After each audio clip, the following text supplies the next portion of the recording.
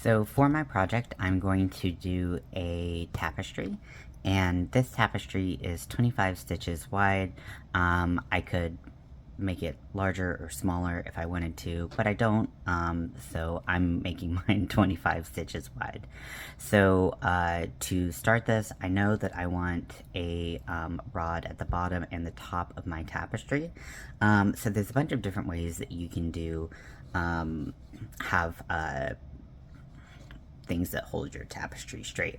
I want the one at the bottom because it'll pull some weight down and hold everything nice and flat and look good against the wall. So, so depending on the size of your project, there are multiple options. The cheapest, if you like to get Chinese takeout, like yeah boy, is to use some chopsticks. You could tear these apart, separate them, I guess is a better way to say it. As long as they were the proper width, you could sand them, file them, paint them, whatever you want. If your project is longer or you don't have these available, you could purchase wooden dowels. These are going to be uniform in width. They're going to be nice and straight. You can paint them easily. And they're just reliable products. Reliable products. They're fucking. It's a piece of wood, okay? It's a piece of wood. But because I want to do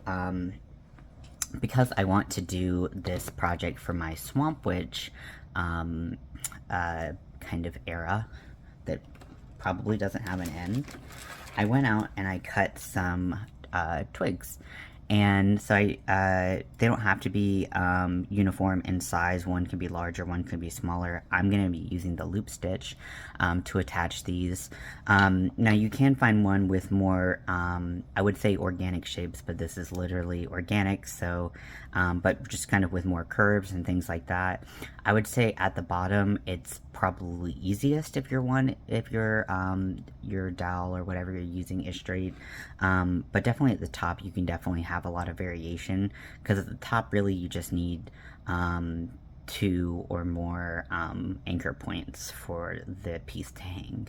But at the bottom, you might want more anchor points. For me, I'm going to do an anchor point in every stitch, so it's going to be a little bit easier. But if I wanted something that had a lot of different a lot of shape to it, I could just change the length of my loop to get it nice and straight, because we want our stitches to be straight. We want our piece to line up and look like we want it to look. So how did I figure out how long I needed my dowels to be? You'll notice that they're slightly different, but I don't care. Details aren't my strong suit, and if that is news to you, then where have you been? So I knew that I was going to be using the extended single crochet for my tapestry, because that's the stitch of the month in July. I don't know why I did that. So what I did is I took my yarn that I'm going to be using and the hook size I'm using, which is the G, which is a 4.0 millimeter hook. I'm using my metal furl streamline for this. I did 25 chains, and then I did 1 turning chain, and then I did a single crochet in every stitch, just to see the width. Now the width of the single crochet and the extended single crochet are very similar, if not the same, so I knew that this would be a great approximation for how wide I would need it. Once I had those stitches ready, and the reason I did the single crochets is because we all have different tensions depending on the hook, depending on the yarn, depending on our own tension preferences, and so sometimes the chain isn't a reliable way to get the length of, or sorry, the width of our project, length, width, whatever, I don't know. Geometry was never my strong suit. So I found out that mine was about a 7¼ inch, so I cut approximately 8-inch twigs. Now, if they had little pieces coming off the side, that would look really cool, but the way I cut them, I just cut them nice and flat. Now, one thing that I am going to do is I am going to take the sides. Now, you can file them and make them look really nice.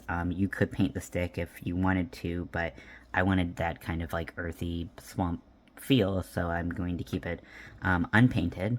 But I don't want my stitches to slide off the end at any point. So what I'm going to do is I'm going to take a hot glue gun, And I'm going to, I gotta switch out my glue because I was using a hot glue that had, it kind of dried a little white, and because I'm not painting this or anything, I don't want to, who cares? It's probably gonna be a little bit, whatever. So I'm taking this little silicone mat that I have. You can use a silicone coaster, whatever you have. And what I'm going to do with this, silicone's great because nothing will stick to it. So I'm just going to take a little dot of the glue that's about the size of my stick. You can also cut off any excess, and then I'm just going to stick it directly into it and let it start to dry. Now I'm not going to do both ends at once because I'm going to slide my stitches on, and I want to make sure that they're as easy as possible to get on. So once that's dried, then I'll kind of have a little bit of a stopper to keep the stitches from sliding off.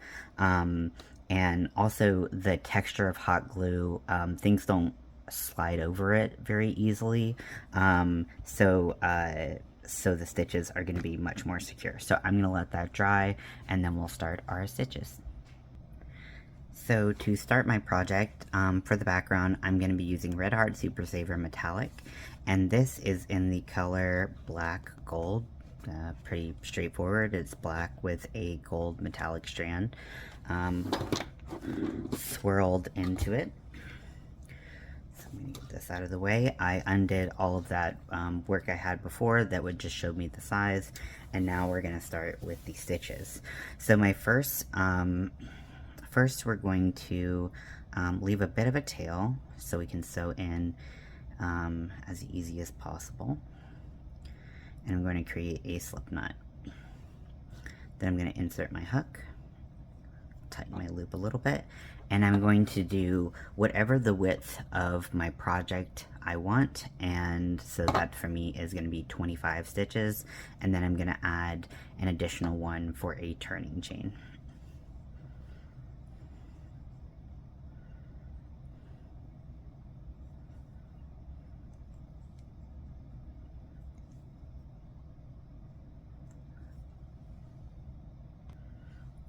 So now that I have my 25, I'm going to do my 26,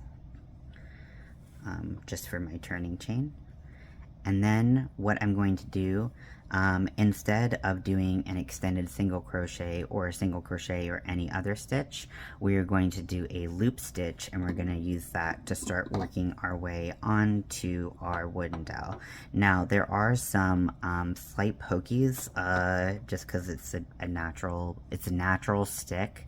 You can see that the glue has dried. You can also use like wooden beads for that are made for dowels that are drilled like halfway through. Put some wood glue on there, or hot glue, stuff it in there. Wood glue is a little bit better because it's not as thick, because hot glue can be a little bit thick to try to fit something.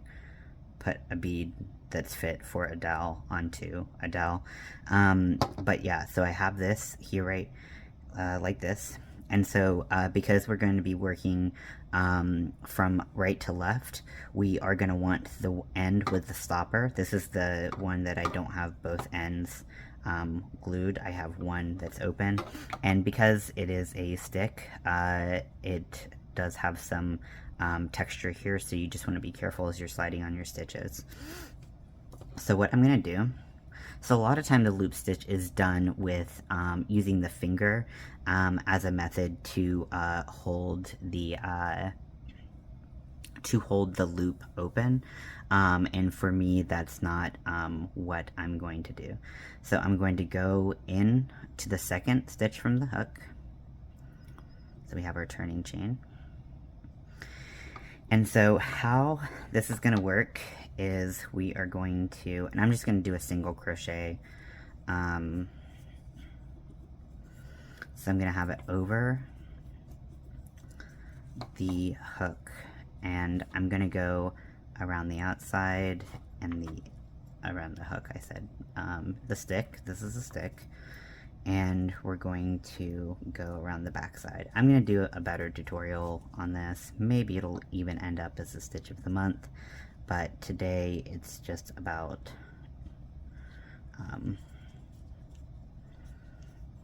getting close enough. So we're going to tighten up that loop just like that.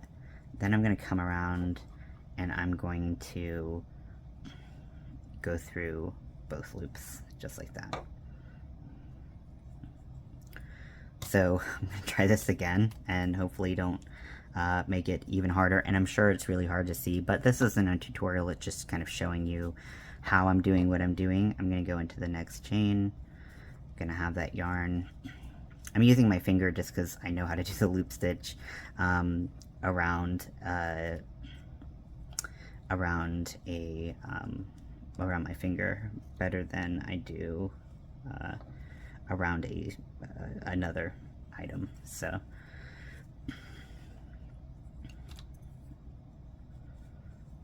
tighten that up. Then we're going to come around the right side and we're going to yarn over and pull through both loops. Let's try it one more time. Around this side, under, and pull through, just like that. 2 loops on your hook. Pull your yarn so that stitch is well fit. You don't need it. You don't need or want it to be super tight. And actually, I'm just going to go around this side because we're working from right to left, so we would start to bunch up our stitches. So then I'm going to yarn over, pull through both. So now that we have our new technique, I'm figuring this out as I work with you all. So if I don't do a great job, big surprise, I still have a lot of learning to do. And that's a good thing, right? Pull through our stitch, 2 loops on the hook. We're going to pull the yarn to keep that stitch well fitted to our stick, and then we're going to yarn over, pull through both loops on our hook. So we're going to go all the way down and we're going to do this stitching method, this loop stitch, all the way across our stick that's going to be at the bottom of our tapestry. So I am currently finishing up this row, and you can't, I was having a couple thoughts while I was doing the rest of the row that I will share. So I do like coming in from the left side, because if you come in from the right side, like I said, you're gonna work and you're gonna kind of bunch up all these stitches right here. You could do this, especially if it makes it a little bit easier to make uniform loops. You could do this all on your finger, like the loop stitch is traditionally done, as long as you make sure that you leave enough space for whatever dowel or stick you're using, and your stick is relatively straight. Otherwise, if you have a curved stick, your stitch is going to be curvy. Makes sense, I think. Also, so if you can tell, so here we have our stick, and in traditional tapestry, you kind of want it to be, you know, straight up and down, and you want to work your tapestry up from whatever stick you're working off of, right? But the thing is, the top of our stitches is not here. It's actually on the side right here. So the weight of the stick and the work that we're going to do on our tapestry is going to make these loops hang down to the side. So you want to have it big enough where your stitches can accommodate that. If your loops were really tight when you made them, then you're going to have it either like your stick's going to be sticking straight out from the back at like a 90-degree angle, or straight out from the front, and that's not really what we want. So you can do it multiple different ways, just whatever you're comfortable with. Also, there might be some trial and error. I mean, you saw a little bit of my trial and error, but whatever works for you. And honestly, you don't even have to do it this way if you don't prefer it. This is just what I'm doing. So doesn't mean it's right or wrong. There's a bunch of different ways to do things.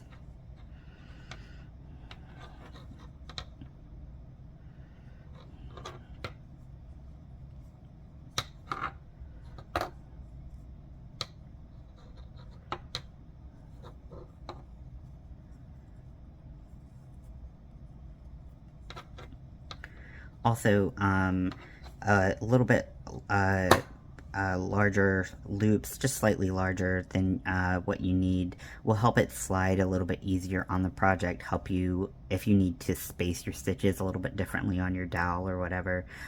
It'll just be a little bit easier, so just something to consider, especially if you're using a stick or something that is organically shaped, so it has like maybe some little pricks in it, or you know, little not briars, but just, you know, how I showed earlier, it wasn't like a perfectly smooth dowel, so therefore, you know, I want to make sure that the yarn can slide relatively easy on that.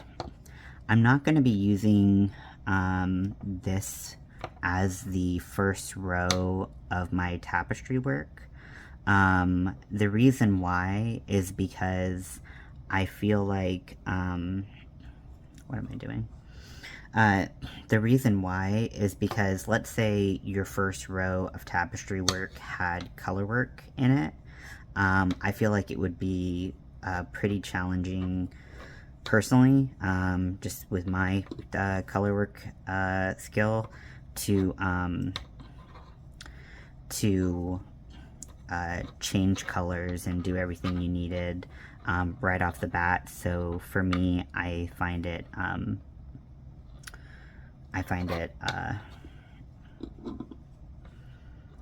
a little bit easier to have one solid color, or one color of, or just one ball of yarn.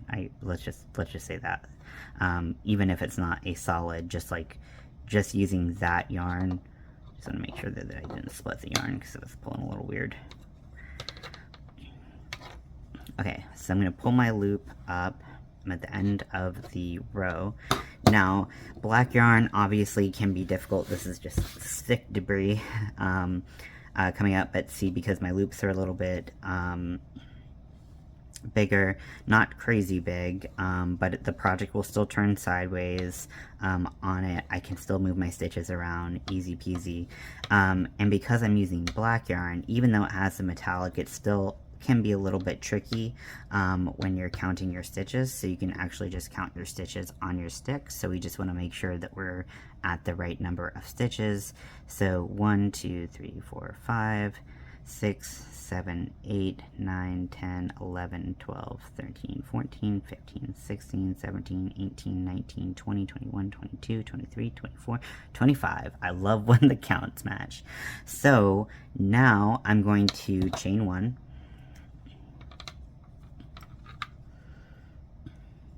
I'm going to turn my work, and then I'm going to start the next row of then I'm going to start the actual bottom row of my tapestry. And then if you need to do any color changes or anything like that, that'll be easy enough.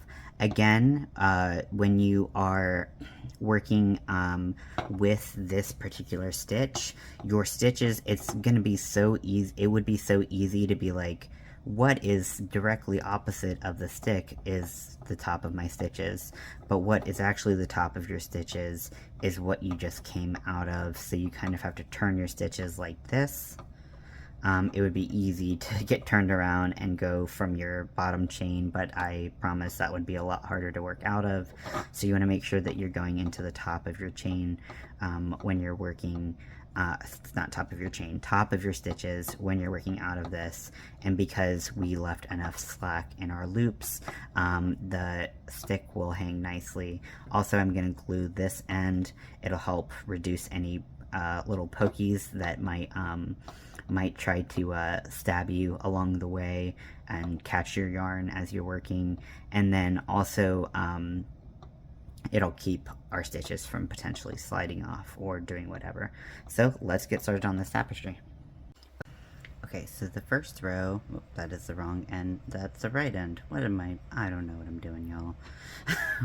So the first row, again, not including my my row where I did my loop stitch, is going to be all my background color, so all of this black and gold color.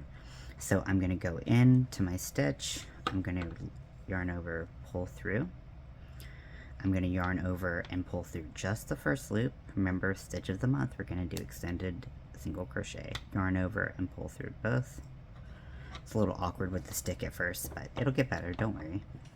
Now this will, if you were going to do a tapestry or something and you were going to exchange what is made for a single crochet into an exchange what would be a single crochet into an extended single crochet, keep in mind that your stitches will be slightly taller, so that will change the dimensions of your project just slightly. So we're going to go into the stitch, yarn over, pull through, yarn over, pull through that first stitch, yarn over, first loop I should say, sorry, yarn over, pull through both loops, insert into the next stitch, yarn over, pull through, we have 2 loops on our hook, yarn over, pull through the first loop on the hook, yarn over, pull through both loops on the hook. And we're going to go down the line, making sure we're going through both loops of our prior row of stitches. And we're going to do an extended single crochet in each stitch going forward. Now this is such a versatile stitch. I mean, it's just as versatile as your single crochet, as your double crochet, and it really, I just like the way it looks. It just has such a great look to it. I mean, all stitches look you know, unique and great in their own way. So I'm definitely not bad mouthing, making sure I'm going into the stitch like I need to. Yeah, okay. Sometimes with the black and then with it turned sideways, kind of looking, you're like, is this right? I can't quite tell. So I'm going to yarn over, pull through, yarn over, pull through that first loop, yarn over, pull through both loops, go down the line, and keep repeating. Nothing too crazy for this first row, at least for my pattern. But it's a really versatile stitch. Yeah, this stick is hella awkward. You could also attach this stick afterwards. Totally up to you and your preference on doing things. I wanted to try something new, so I just did. And sometimes it works out, sometimes it doesn't. But like I said, I'm all about the spirit of exploration when it comes to these types of things. So you can see here, if we look at the back of it, that I went through just the, that I did actually go through the stitch. Actually for these right here, I went through the back loop only, so I'm gonna go back a couple stitches to make sure that I'm going through the full stitch and not the front loop only. If I say back loop only, I meant front loop. We want to make sure that we're going through the entire stitch, so we're getting the look that we wanted.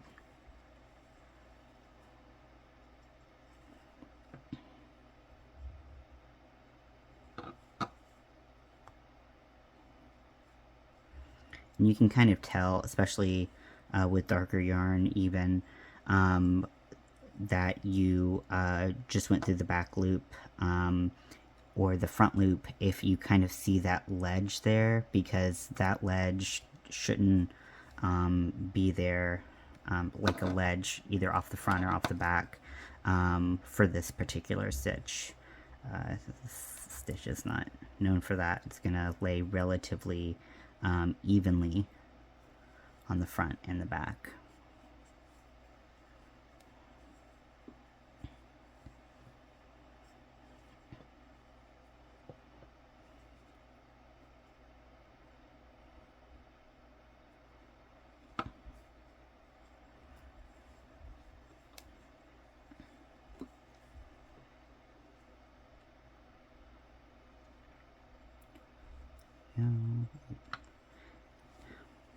It looks right, but it doesn't feel right.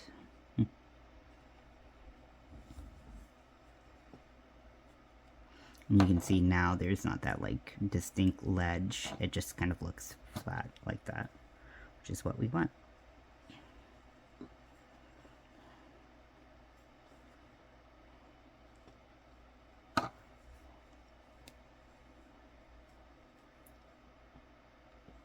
these past 2 stitches when I've been yammering on about how important it is. Of course, I would just get half of the stitch, but that's the beauty about crochet and a lot of different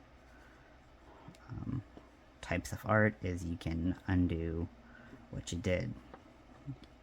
It's not always the case in life, but it is nice when you can kind of control Z and go backwards and be like, nope, that's not what I meant to do.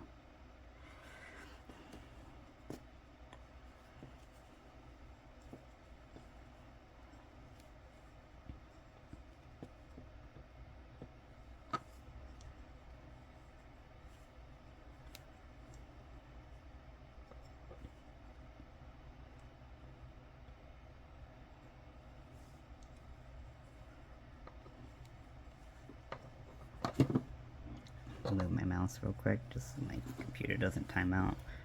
Could just change my settings, but I'm lazy, and by the time I get around to actually doing it, I'll have forgotten what I'm doing, and then, you know how it goes. Or maybe you don't, because you remember things. Can't relate, but good for you.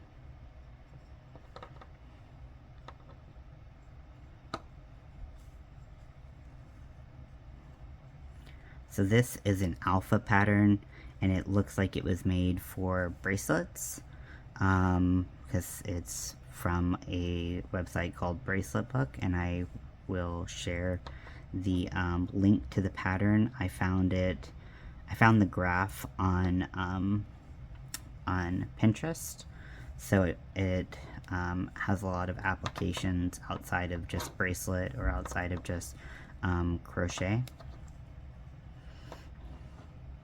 But how I'm using it is for crochet. This will be my first tapestry ever. Hopefully it does not suck.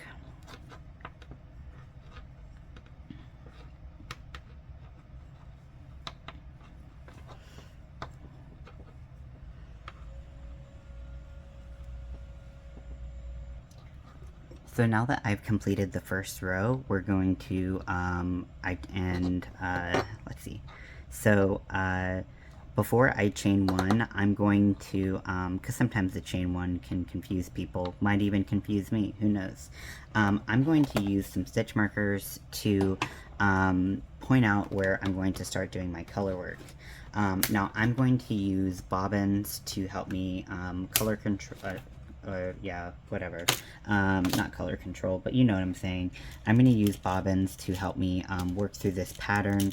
I'm not going to carry some of the different colors because I'm using a really dark color. I'm using black, and then I'll be using a really light color like a cream for like the bone color. I found that carrying those colors through each other, they're really visible, and it kind of throws off the whole illusion of the piece.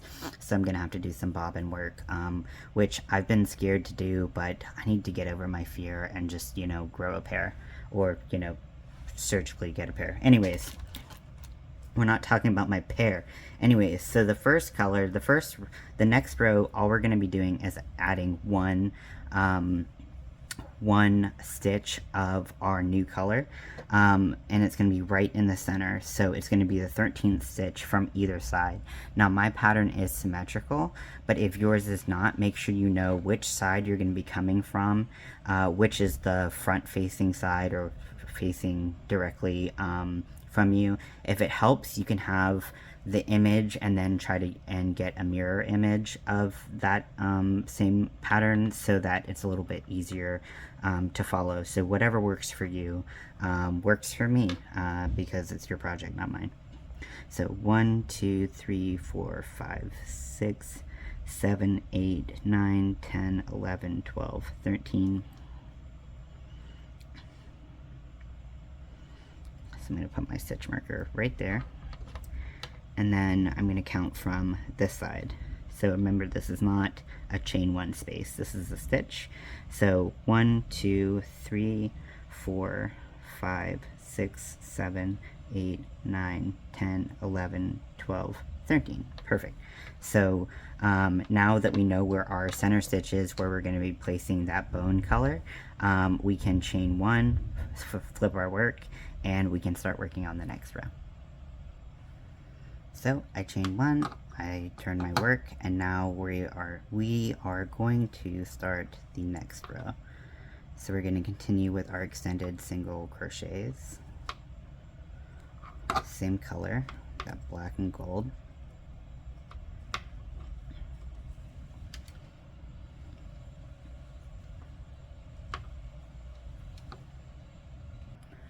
So now I'm at the stitch before I would change colors.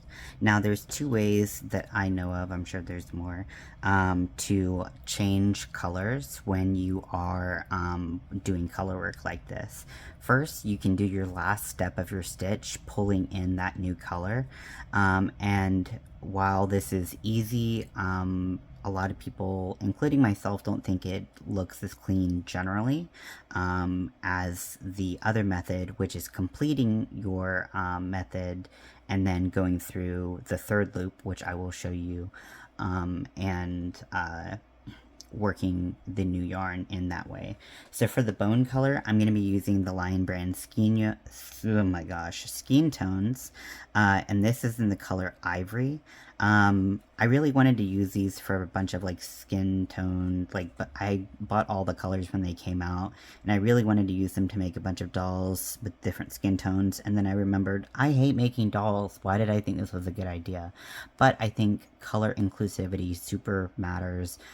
If you do make a lot of dolls, having this as an option, especially as an anti-pilling acrylic with a yarn as great and reliable as Basic Stitch, I think is an amazing idea.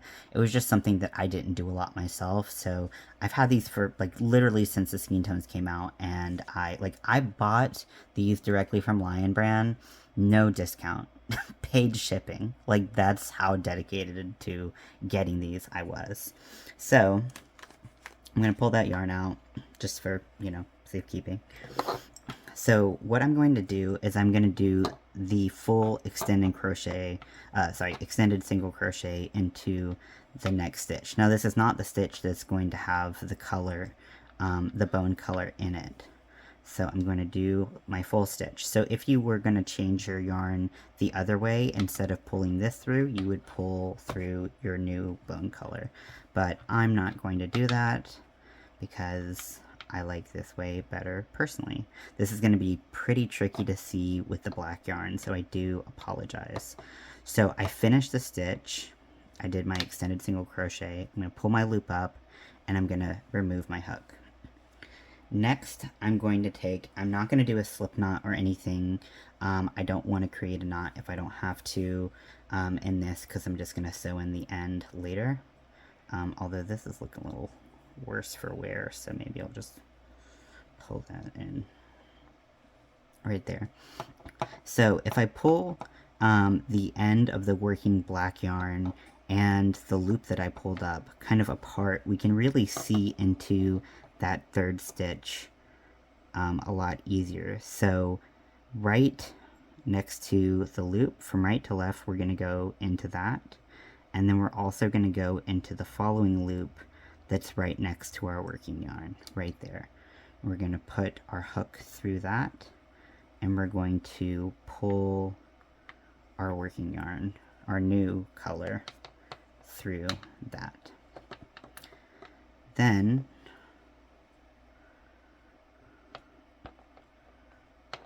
we are going to make sure we have the right hook in hand.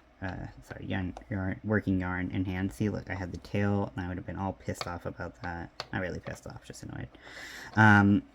And so now we're going to work into that stitch that we marked earlier.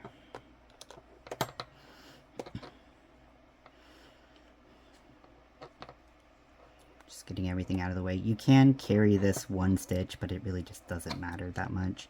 If you're doing a bunch of rows, it would be a good opportunity to carry your yarn. Sorry, trying to get everything out of the way, which is much harder in practice and on camera. So I'm going to go in with my ivory yarn. I don't know why I yarned over. I wasn't thinking. So I'm going to go into the next stitch, not yarning over. I'm going to pull, yarn over, pull through, yarn over, pull through the first loop, yarn over, pull through both loops. Then I'm going to pull my loop like that. So now that we have that white stitch right there, what we can actually do is take that previous black and gold working yarn and we can pull it like this. It tightens the stitch, you're not going to have anything fall out, and it's going to be nice and smooth right there. So because we're doing a bobble method, I am going to create some bobbles and then work from the other end of the skein so that it'll be a little bit easier. So let me make some bobbles for the nose holes and the eye holes. Okay, so now that I've made my little bobbins of approximate size, I just made two larger black ones instead. There's so many opportunities for jokes about testicles, but anywho. So I did my one white, we're just going to call this white, even though it's not white, not quite white, but white enough for this. Anyways, and I didn't want it to be stark white, so anyways, whatever, it doesn't matter. So I'm going to switch back to the black. Now, my pattern kind of goes like this, where the skull is in the center.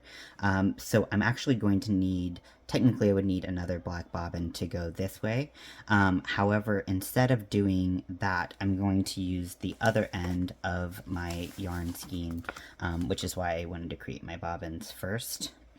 Now, because I'm going to be flipping my work, I'm going to have to flip the ball, otherwise we can get some tangles, and sometimes working like this can create some problems. But only if you're really clumsy and not coordinated. I don't know anyone like that, so I wouldn't know anything about that. So I'm going to do that third loop change where I go, pulling both ends, the loop pulled up, the stitch loop pulled up, and then the working yarn. I'm going to go into, both of these colors aren't great to show this color change. First loop from the loop that I pulled up, and then the first loop, or the loop closest to my working yarn. So all that's going to be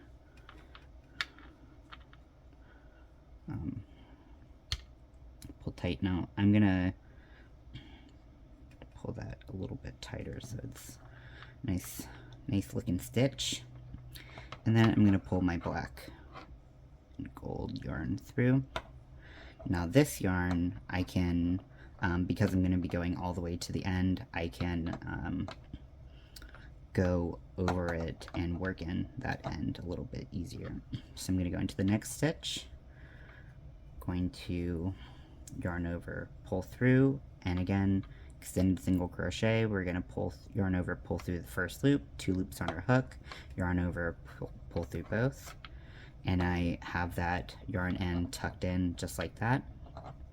Then next one, we're going to go and we're going to do it again, just like that, bing bing boom, and we're going to keep doing this until the end of the row.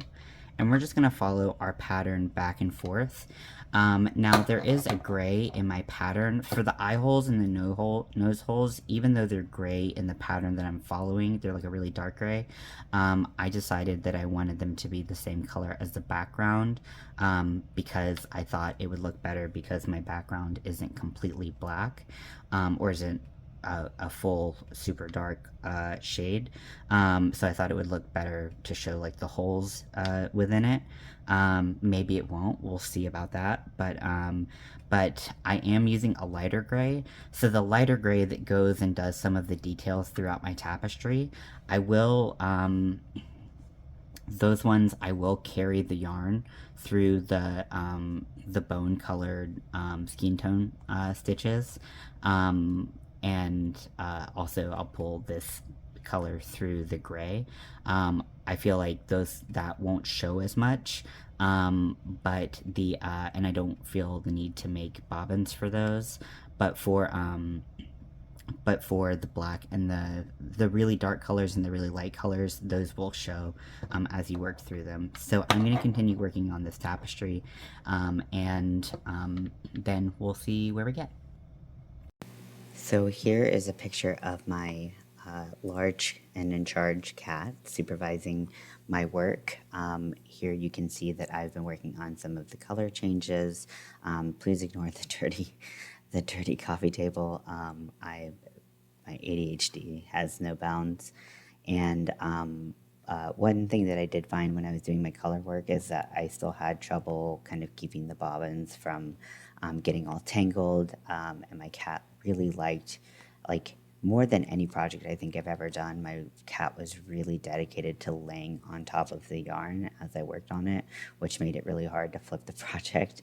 So definitely would not recommend having a cat on your lap while you do this, or on the yarn while you do this, but it was manageable with so few colors.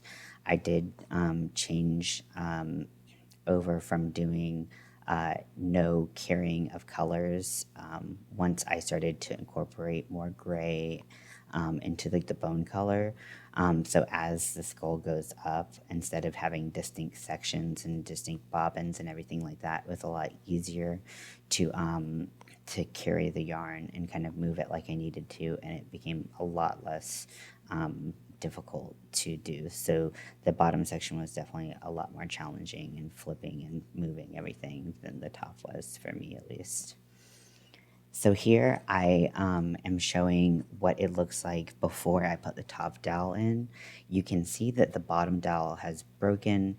I think that this is an important note, just the movement and it being a stick and not having like the most structural integrity, and you know, just being in project bags and moving around and stuff like that, it was kind of bound to happen. So if I had to do it all over again, one thing I would change is to not include the dowels until the very end, because they weren't needed, especially because I did use a loop stitch, and the loop stitch is self-contained, so it's not going to come undone if it doesn't have something within the stitch itself.